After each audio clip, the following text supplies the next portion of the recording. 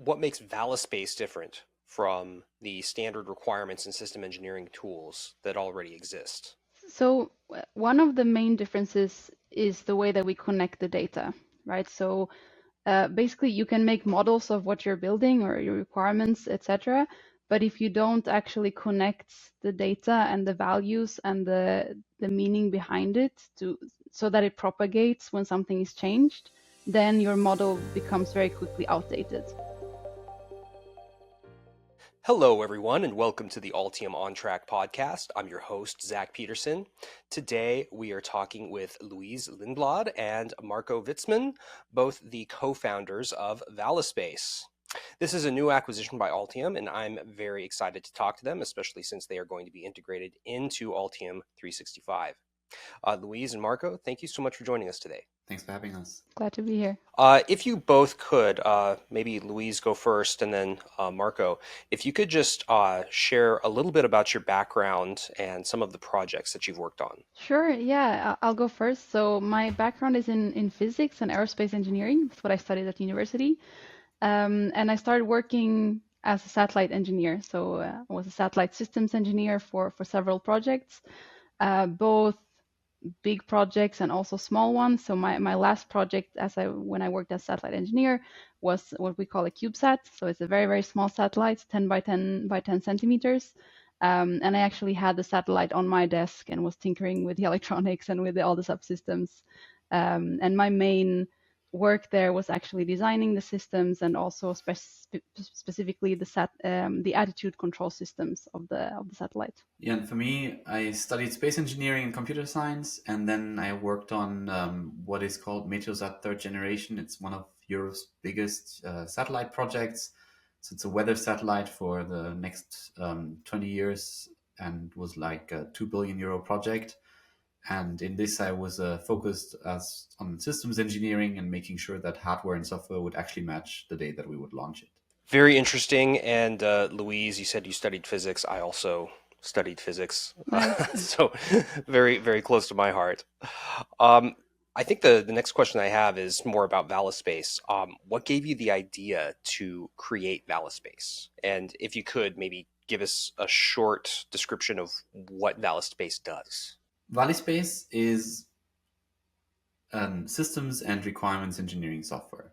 What does that mean? It means that it allows basically multiple people who work on a single project to build that product end to end. So from original idea, basically early requirements of what you're trying to build as a product, all the way through system design, simulation, all the way to then design and test, verification, and documentation at the very end. So our customers build anything from cars, airplanes, rockets, submarines, whatever it is, subsystems for any of those. So basically, whenever you have some hardware related product that you're developing with Valispace, you can basically do that.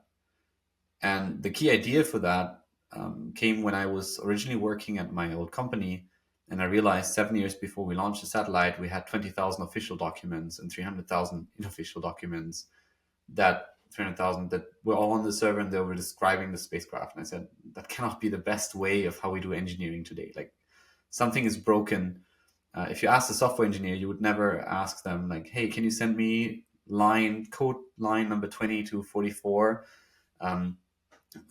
But in hardware engineering, we would always say this, like, hey, is this the last version of the file? Can you send me the Excel spreadsheet? And when I realized that there was no better way of collaborating for engineers and not a good way of really doing iterative design, I really wanted to create something and decided we should build a startup then and actually like stop building satellites and rather help people build all these products themselves. And that's basically the early days of Valispace. And knowing that I would not be able to do that alone, I went to a startup weekend space in Bremen in 2015 and was looking for other people who might be excited around something like this. And that's basically where I met Louise. What you just described with, can you send me the Excel sheet? Is this the newest version? I've experienced that many times. And so I know it's a pain. I think it works fine when it's, just a couple people. But as soon as you scale it up to something like spacecraft, that's just totally unmanageable. Yeah, we actually found that even with just 5 people, when you collaborate on the same data, you start having that problem already. So even when you're building a supposedly simple product, you will find after some time there's different variants, different versions of it, and so on, and it starts getting messy, and that's where we start.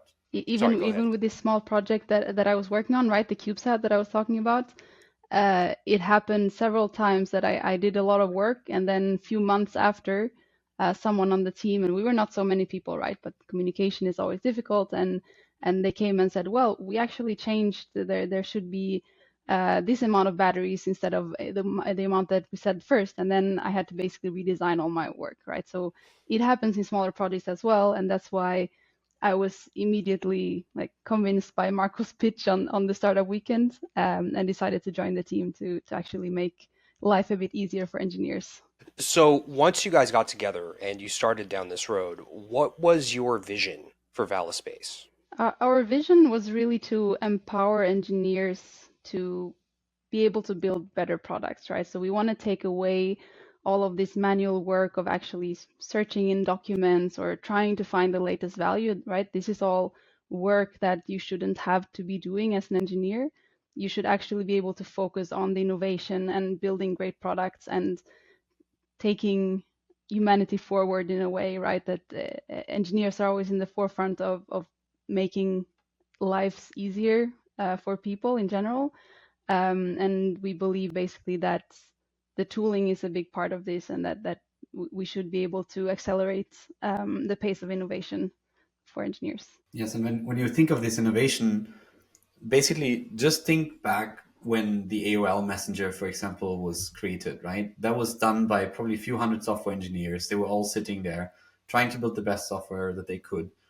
And they did serve a few 100 million people with it. It was a good product.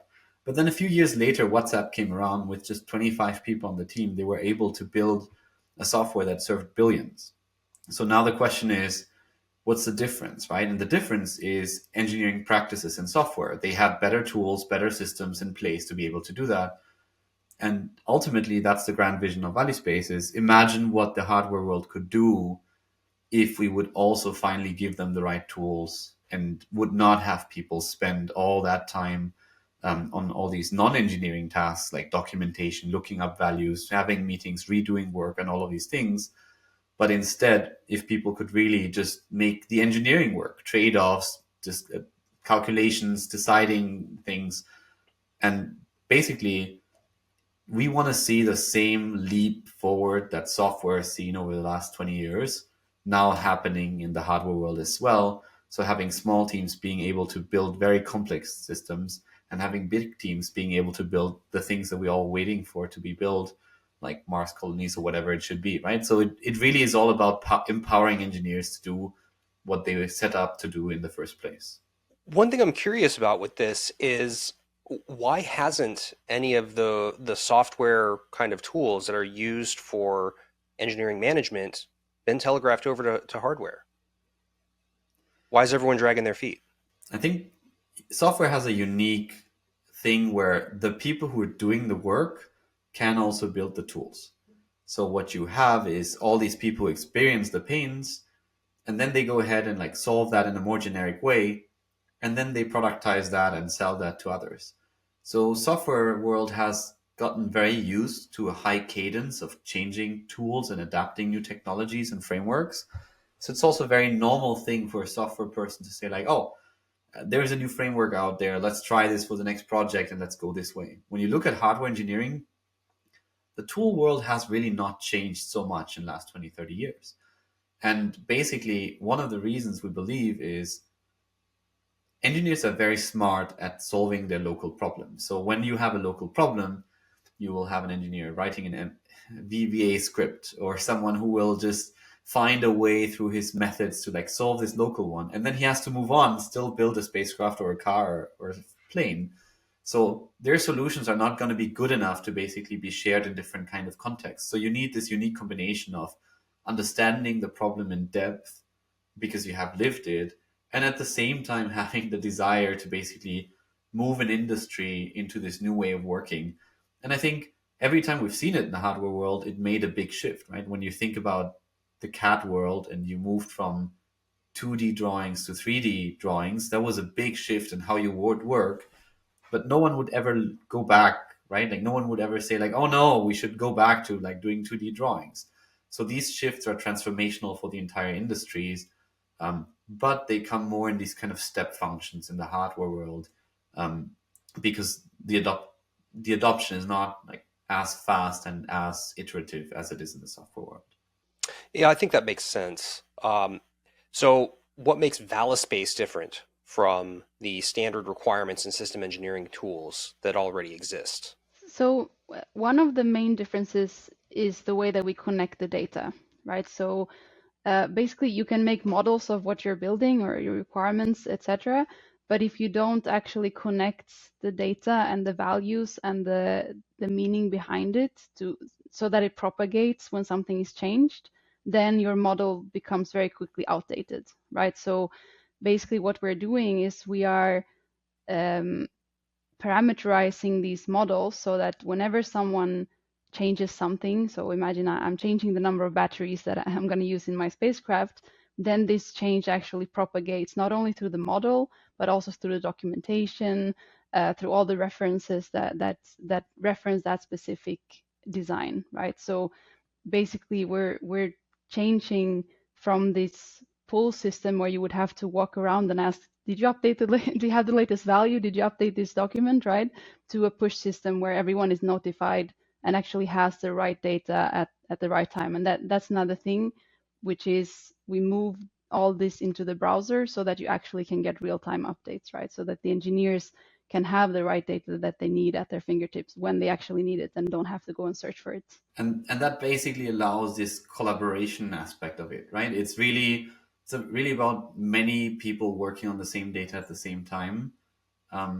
So instead of just having that one repository for requirements and then some spreadsheets about the calculation and the other part, which are these silos both around data as well as people and tools, what you suddenly have is you can look at a requirement and a customer tells you like, oh, can we change the number of battery modules from 10 to 12? And usually that kind of question paralyzes engineers. They're like, no idea, right? Of what are the implications? And with Valispace, they can look into that requirement, can say like, oh, from that requirement, we've derived these 7 requirements in these other places. Actually, these are all the test cases that are impacted. These are the calculations that we took into account where the number of battery modules mattered. And let me quickly do a check what would happen. Oh, this would change these following parameters. And then you can say, is that a good, is that a bad thing? You can immediately make that kind of trade-off. The moment you can do that easily, any change to the system becomes easier. And in the end, what you need is iterative design, which means changing your design constantly to be slightly bit better. So instead of being afraid and saying, we did this, don't touch, you get into the habit of just collaboratively deciding what's the best solution that you have. And you're not being surprised 2 months later and be like, oh, I didn't even know we did that change. And then if you put on top of this that one part that we haven't mentioned is it's also an AI powered or an AI assisted, better said, engineering process. So we do actually have what we call the Vali Assistant inside Valispace, which allows you to do that work faster and better. So if you write a requirement and you're not writing it perfectly well, we help you to write a better one. We help you to find inconsistencies. We help you to actually break down your requirements into subsystem requirements. We help you like derive test cases and so on, right? So actually, as you're doing each of these steps in this iterative loop, we're also assisting you in doing that faster and better. And I think that's also a unique part of Valispace, which means the engineer is in the driver's seat, but suddenly has totally different, what we like to call superpowers, basically having all the data available at any time and having an assistant that helps them when doing their tasks. So one thing that our users really love is definitely the ease of use. So as Marco mentioned, like the engineers are used to working with tools that are very old, right? Some of them from the 70s that haven't been updated in years. And if we bring those capabilities to the browser and to a modern user interface, that's something that they really like. And it also makes the tool accessible for a lot of different people, right? While before you could have a tool that is very specialized and you have to kind of do training to get used to and to use. Valispace actually shows you the data in a way that everyone can understand it and everyone can see where you are with the project, and it makes it really accessible to everyone. And the other part is people love these real-time updates. I remember one of the first times that we actually showed the real product to people on conferences. We usually show this part of an engineer changes a value and immediately 153 values are updated, and you can see basically the progress of what you're doing and what effect that change had. And that was really impressive to people because they have never seen this kind of tool before, right? And that's something that they really like. And we usually get this comment that people like Valispace because they can feel that it's made by engineers for engineers. They can feel that we really care about their problems, and it's made by people who have been in their shoes and that know how to solve the problems that they are facing. And maybe to add to this, I think what you really can see is people appreciate that it's an end-to-end solution. So people don't want to just put requirements in one place and then it says, I don't know, the power consumption should be not more than 50 watts. And then the question is, okay, what's the actual power consumption? And now you have to go to a different place to look up that. And now you want to do a verification. Is that higher or lower? And you go to a different place and someone has to do it manually. So the fact that it's like an end-to-end tool that really allows you to do requirements and systems engineering and verification all in one single place is really what draws people in. Yeah, that's extremely interesting. And I think the thing that's that you brought up, that's the big pain point, is going to all these different places and trying to figure everything out.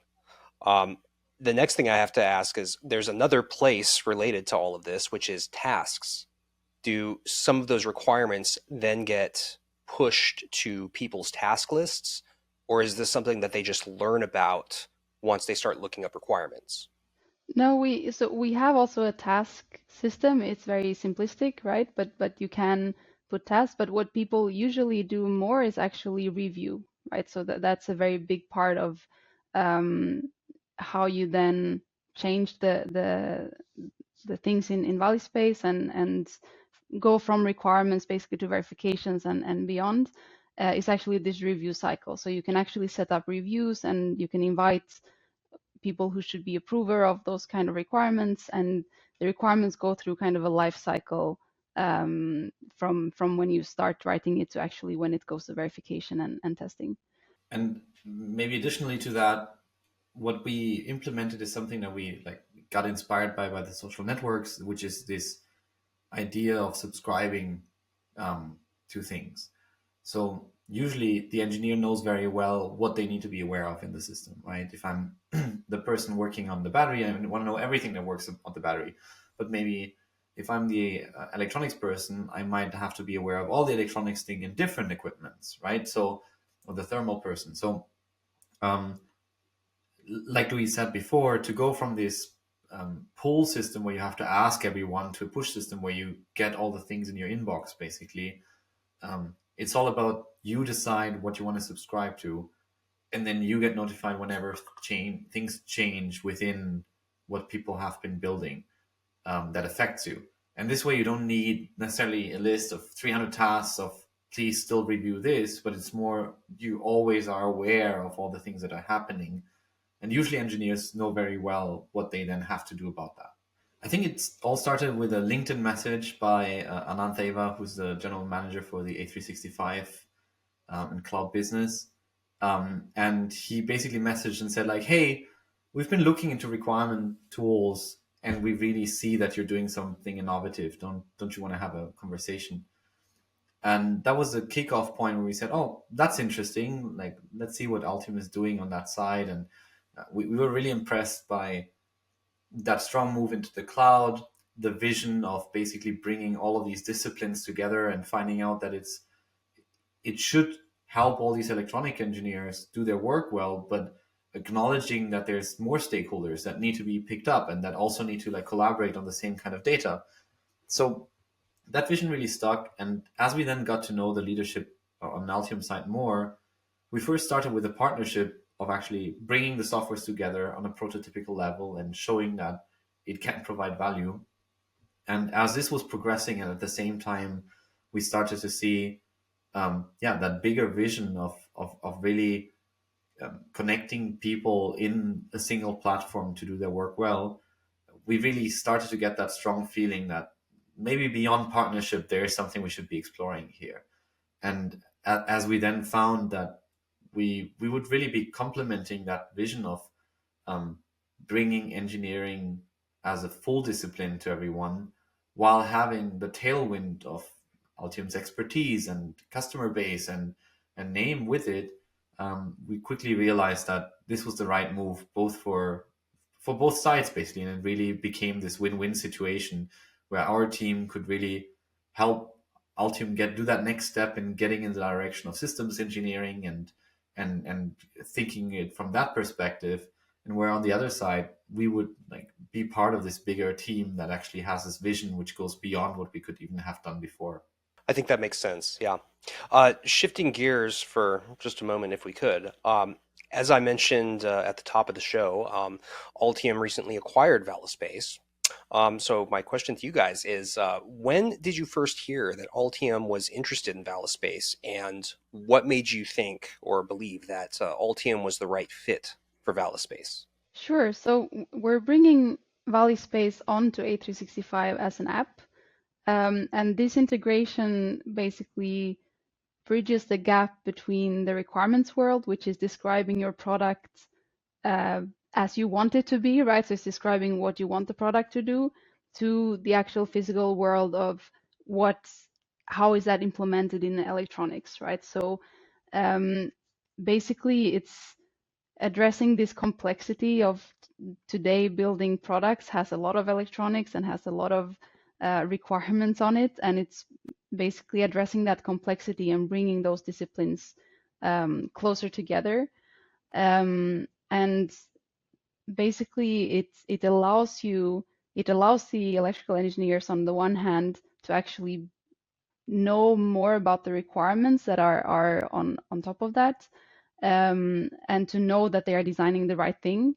And on the other hand, it allows the systems engineers, so the requirements engineers, to also get a more detailed view of what is actually being implemented. So it's basically from both sides promoting that collaboration and bridging that gap that today has been very separated, and that obviously brings a lot of mistakes if those two are not connected. So what do engineers and engineering managers tell you after they Right. start using Valispace?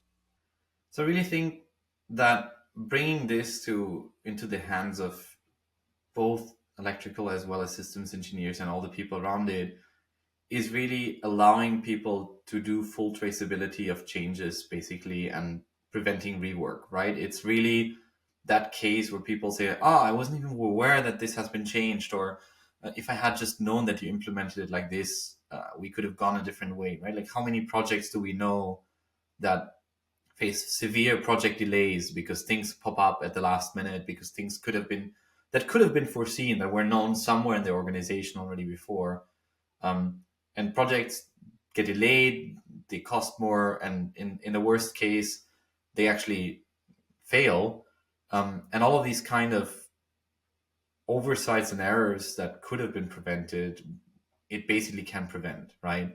And so as you go through that life cycle of going from requirements in the beginning through going then to your functional design of what you're trying to build, to going then to your logical design of actually seeing the implementation, and then the physical one that ends up on the PCB, it really like creates this band across that, which if you talk to any graduate student, they would believe like that should be the norm, right? Isn't that how engineering is done? It seems so logical, but when you talk to any seasoned engineer who has been in the industry, they will say, yeah, it sounds logical, but it's definitely not how we've been working.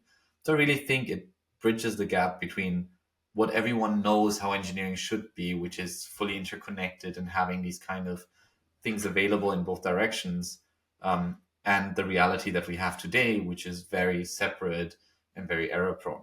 From my perspective, requirements really give context to what you're building, right? So imagine you tell a PCB designer, like, well, I need this functionality, right? Just go and pick the best. And then someone picks a part, and because that part, I don't know, right, is very cheap when you buy 100,000 of them. So he says that has high performance and so on, but maybe it takes a bit longer until you have a lead time for that. If the requirement was just to do that for a customer, which is just creating 10 units, or that is working in a specific environment where maybe it doesn't matter so much that the cost, but maybe this needs to go into space or into submarine and needs to just have a very high reliability, the decision that the engineer is going to make, if requirements are part of it, are just going to be so much better, right? So basically requirements give that context both for the active work of the engineers, but also from a software perspective. Basically what we expect is that Altium 365 ultimately will get better and better at helping engineers make the right decisions and like propose things that they can then pick from that are relevant to them, basically, right? It's all about empowering the engineer to not having to dive into a lot of information before they find the right one.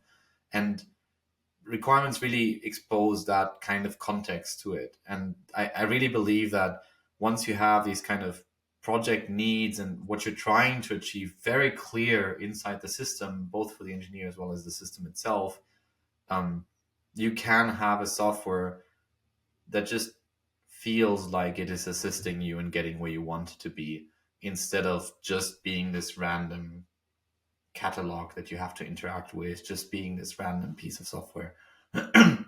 So it's really all about empowering engineers with data, and that data comes from system level and comes from requirements. And I think it really is also catching up with reality in that sense, right? Our products are getting, while there was almost no electronics in products 20 years ago, right? Like a car might have 20 chips inside, and today is whatever, between 2 and 20,000 chips inside one of the cars. That's a reality. This means our products are so much more defined by electronics, but then the requirements and requests that we have for them are also getting so much trickier. People want more specialized products in shorter times for less money, but with more variations and variants. So the question is, how do you merge these two things? On the one hand, the increased complexity, and then you still have to have the traceability, because you have to prove to organizational bodies that you have actually taken into account into all of your decisions, this safety, that you have all the right things when it comes to sourcing, maybe it comes to sustainability. All of these kind of questions about your product are also getting more and more visible, and companies just have to react to it. And I think if you're trying to do that with the old way and just trying to answer each of these questions separately, you're just gonna not be able to innovate anymore. So what you need to do is put your systems or your development actually into a system that allows you to do these things end to end, so that traceability, so that these decisions are just an effect of the tool that is helping you get there, which you wouldn't be able to do manual in any way.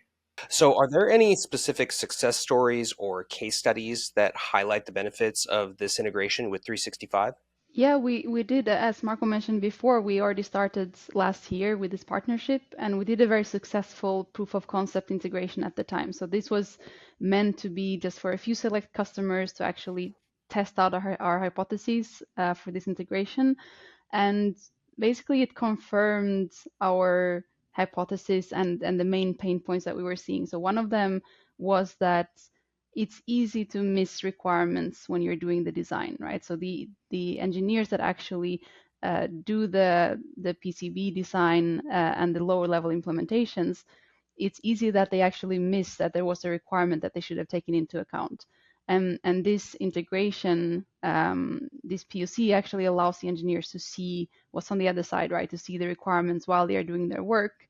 And the other part is, what is really helpful is if that engineer, hardware engineer that is doing the design can actually automatically verify those requirements, right? So they can say, yes, I implemented it in the way that it was supposed to be, and automatically verify and push that information back to the systems engineer. So these were kind of the two use cases and pain points that we definitely validated. And not only did they like what we were doing right now, but they also liked a lot the vision of where we're going to like connect these two disciplines even further. And they saw that this is, or they felt that this is a pain point that really needs to be solved. So over the next year, what advancements or enhancements can users expect to see in this integration? And how do you think some of those changes will improve the design and development process?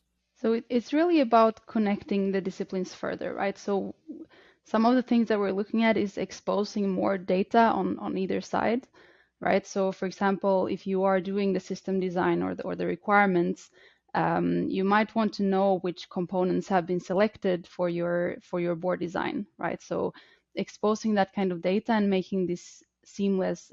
As we said before, we have this data connection between the models in Valispace, and making that connection even further, even to the implementation of things, is something that we're looking into. And the possibility of actually not only connecting the requirements with the general schematic or the general board, but placing them exactly where they are implemented on the design, which components have been selected because of that requirement.